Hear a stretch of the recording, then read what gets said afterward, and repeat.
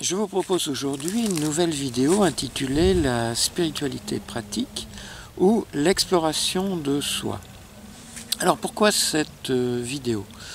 La spiritualité est aujourd'hui à la mode parce que de plus en plus parmi nous se rendent compte que notre monde matérialiste va à la dérive, court à sa perte et donc sont en quête de spiritualité, en quête d'eux-mêmes, en quête de se découvrir et de découvrir leur véritable nature. Ainsi, la spiritualité est-elle une expérience par laquelle on découvre qui on est vraiment, on découvre sa divinité, son principe intérieur, sa force, sa puissance, sa sagesse, sa beauté, son illumination, son éveil, comme disent les orientaux.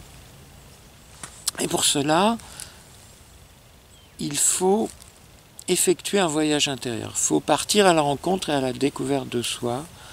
Et donc, se muer, se métamorphoser en explorateur intérieur. Voilà, partir à l'exploration de soi. Voilà, et donc j'ai listé, si vous voulez, 7 étapes du processus d'exploration de soi, du processus de spiritualité pratique. Alors, première étape, être curieux. C'est ce que j'appelle la nécessité de la curiosité sacrée. Pour aller à la rencontre de soi, on va découvrir toutes sortes de créatures bizarres et inattendues.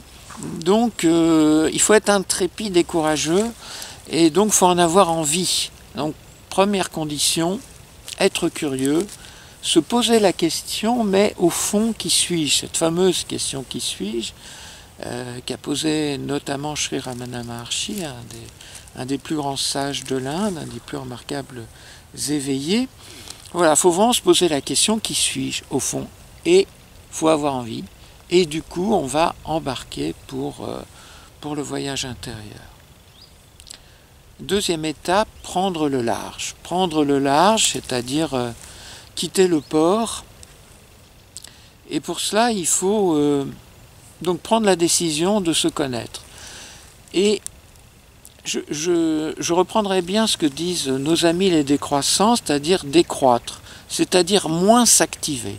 Au lieu de passer son temps en activités diverses et variées, glander, le glandage initiatique si vous voulez, c'est-à-dire prendre du temps pour faire attention à ce qui se passe en soi et autour de soi, prendre plaisir à observer ce qui se passe encore une fois en soi et autour de soi, car c'est la même attitude au final, devenir contemplatif, contemplatif de la beauté du monde, contemplatif du spectacle de soi-même et du spectacle d'autrui également. Voilà, donc ralentir, prendre des moments pour se promener dans la nature, pour être dans un bon fauteuil confortable, relax, un transat ou au bord de la mer, à la plage, et ne rien faire, surtout ne rien faire, glander, voilà. Et là, glander est la condition même de toute spiritualité réussie, voilà. Prendre le large. Et pour prendre le large, alors on en est à la troisième phase, il faut larguer les amarres. Vous savez, les amarres, c'est l'ancre. L'ancre qui retient le navire au port. Et donc il faut prendre le large, larguer les amarres, c'est-à-dire se débarrasser de tout ce qui nous retient au port. Toutes les règles, toutes les croyances, toutes les idées préconçues qu'on a par rapport au voyage, et surtout tous les interdits. Vous savez, dans les milieux spirituels, on nous répète constamment, faut pas être dans le mental, faut pas être dans l'ego, faut pas être dans le jugement, faut pas être négatif, faut être positif. Toutes ces règles créent ce que j'appelle des mécanismes inhibiteurs de découverte intérieure. Du coup, dès qu'il nous arrive quelque chose, on se dit « Oh là là, mais je suis dans le mental, je suis dans l'ego, je suis dans le jugement, je suis dans le négatif. » Et donc du coup, on arrête le voyage. Et on ne part même pas en voyage. Donc je vous propose de jeter par-dessus bord toutes ces règles, toutes toutes ces limites inutiles, tous ces interdits au voyage, et d'explorer ce qui va arriver. Voilà. Alors j'en suis... 4e conseil, bon, c'est pas des règles, vu que je dis de ne pas avoir de règles. Conseil, voilà, indication. 4e étape, donc, du processus, ben justement, tout accueillir, tout accepter. Tout accueillir, tout accepter. Parce que si vous voulez, quand on prend le large pour se découvrir, pour vivre une expérience spirituelle, bon, si on vit un épisode d'éveil, on est dans la joie, le bonheur, l'intensité, etc., c'est merveilleux. Mais qu'est-ce qu'on fait? Donc ça, on l'accueille volontiers, ça, tout le monde va l'accueillir. Mais qu'est-ce qu'on fait si, et c'est malheureusement généralement le cas, en tout cas bien souvent, qu'est-ce qu'on fait si on tombe sur la peur, la tristesse, la colère, le désespoir, etc. Qu'est-ce qu'on fait? Ça, on ne va pas l'accueillir, on va le rejeter, tel des miettes que l'on cache sous le tapis. Ben non, il faut tout accueillir. L'exploration de soi, c'est tout accueillir, tout accepter. Et pourquoi on peut tout accueillir, tout accepter? À cause de ce que j'appelle la loi de l'alchimie émotionnelle. C'est-à-dire que si on accepte une émotion problématique, une peur, une tristesse ou une colère, elle va se transmuter magiquement, mystérieusement, miraculeusement en son opposé positif. Ainsi, la peur se transmute en amour, la tristesse en sagesse et la colère en puissance de vie. Donc, quand on sait comment transmuter, et tout simplement en faisant l'expérience de l'émotion, ce qui est le résultat de l'exploration intérieure, de l'exploration de soi, eh bien les obstacles disparaissent pour autant qu'on les accepte, pour autant qu'on les accueille, pour autant qu'on les vive consciemment, en conscience témoin.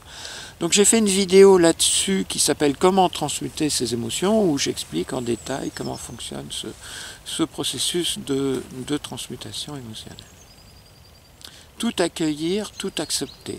Du coup, je ne sais plus, c'est la 5e phase, je crois, on peut descendre en eau profonde. Descendre en eau profonde, c'est-à-dire descendre en profondeur à la rencontre de soi. Parce que, si vous voulez, dans un premier temps, on peut transmuter comme ça, on peut rencontrer des émotions problématiques que j'appellerais de surface, qu'on va transmuter, bon, très bien. Mais après, on va découvrir au bout d'un certain temps des émotions plus profondes, des émotions dites structurelles, dont on pense qu'elles font partie de notre tempérament, de notre personnalité, de notre caractère, qu'on ne pourra jamais s'en libérer. Or, c'est faux. Je témoigne du fait que les émotions les plus terribles, les peurs les plus terribles, les colères les plus effrayantes, les tristesses, les désespoirs les plus tragiques, on peut s'en libérer parce que fondamentalement toutes les émotions fonctionnent de la même manière, elles sont de même nature et donc elles se transmutent pour autant qu'on veuille bien en faire l'expérience, qu'on veuille bien justement les accepter, les accueillir totalement. Donc descendre en eau profonde, ça veut dire accueillir, accepter ces émotions profondes, et du coup, ça veut aussi dire être profond.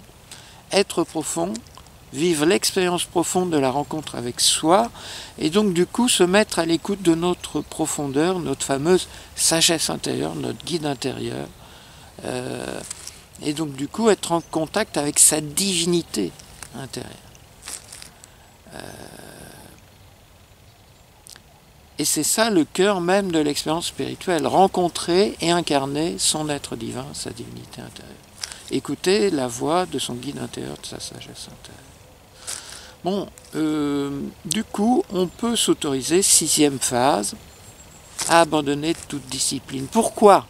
Parce que l'on est divinement guidé, divinement éclairé, dès lors que l'on écoute sa sagesse intérieure, dès lors que l'on est connecté à soi-même, à son être profond. Donc, nous n'avons plus besoin, à supposer que nous n'en ayons jamais eu besoin, de discipline. Nous n'avons plus besoin de discipline. Et du coup, c'est la raison pour laquelle je ne propose pas de faire une séance de méditation naturelle ou de transmutation émotionnelle chaque jour à 18 heures par exemple. C'est quand on en éprouve le besoin. Ça n'aurait pas de sens. Pourquoi vouloir transmuter une émotion alors qu'il n'y a pas d'émotion qui est là? Donc on transmute les émotions lorsqu'on a une émotion problématique, si vous voulez. Donc je propose l'absence de discipline. On transmute les émotions problématiques lorsqu'il y a une émotion problématique. On écoute sa sagesse intérieure lorsqu'on a envie de l'écouter, lorsqu'on a un problème à résoudre, une question à se poser. Voilà, on entreprend le voyage intérieur que j'appelle méditation naturelle, méditation spontanée, lorsqu'on en a envie, lorsqu'on en éprouve le besoin, le désir, encore une fois, la curiosité sacrée et spirituelle. Donc, ce que j'appellerais l'écologie intérieure, la méditation naturelle, la spiritualité naturelle, c'est tout le temps ou jamais. On ne va pas, par exemple, avoir une séance de méditation où on va être profond, connecté à soi, de 6 heures à 7 heures, et puis après, le reste du temps, on est parfaitement superficiel, hystérique et dispersé, conventionnel et aliéné, éloigné et coupé de soi. Non, la spiritualité, la méditation, l'écoute de soi, la profondeur, c'est tout le temps ou jamais. Et c'est pas triste. La profondeur va parfaitement avec la déconnade, avec l'humour, avec la fantaisie, avec la créativité. Voilà, la profondeur n'exclut pas la joie, le bonheur, la fantaisie, l'irrévérence, la subversion. Voilà. Et alors, j'en viens à la dernière étape, donc abandonner toute discipline. Et dernière étape, et c'est le titre même d'une de mes vidéos, excellente vidéo, à laquelle je vous conseille de vous référer, qui est être sa propre autorité. Être sa propre autorité, n'avoir d'autre autorité que sa propre conscience, du fait que, étant connecté à sa divinité, étant inspiré par sa propre sagesse, on se conduit spontanément de manière morale et altruiste, de manière parfaitement juste et sage. Donc on n'a pas besoin de se référer à une autorité extérieure, on est sa propre autorité, et du coup on improvise constamment. C'est pourquoi je dis c'est inutile d'avoir des règles, donc ce que je propose c'est des conseils, des conseils gratuits, vous en faites ce que vous voulez, mais fondamentalement la spiritualité naturelle, la spiritualité authentique, conduit à être sa propre divinité, son propre guide, et à être... comment dire, l'auteur de sa propre existence. Voilà, je vous dis à bientôt pour une prochaine vidéo.